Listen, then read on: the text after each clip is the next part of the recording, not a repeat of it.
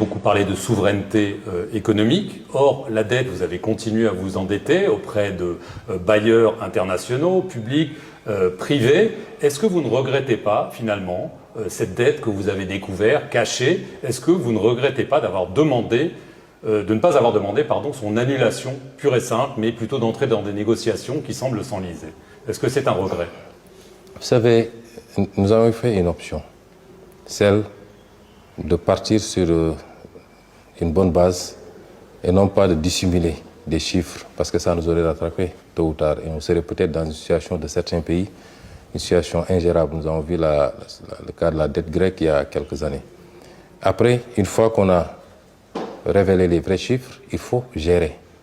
La dette, c'est des échéances, c'est un service qu'il faut gérer et qui n'attend pas. Et un pays qui se veut souverain doit rembourser ses dettes. Nous nous sommes donné une dette, elle se refinance.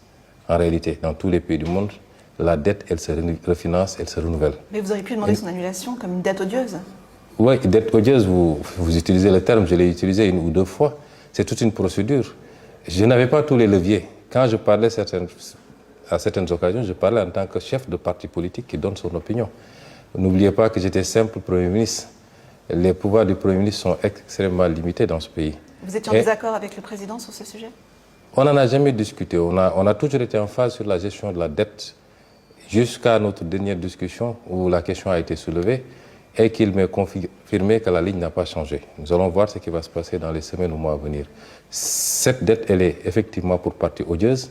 Il faut du courage politique pour poser ce débat-là et j'espère que j'ai eu à me prononcer sur cela à plusieurs reprises à travers mes interventions en tant qu'homme politique. J'espère simplement que l'exécutif actuel prendra ses responsabilités pour aller dans ce sens et discuter pour effectivement l'annulation d'une partie de la dette. Ça a été proposé. Ça a été proposé. Dans votre bilan, à la tête du gouvernement, il y a aussi la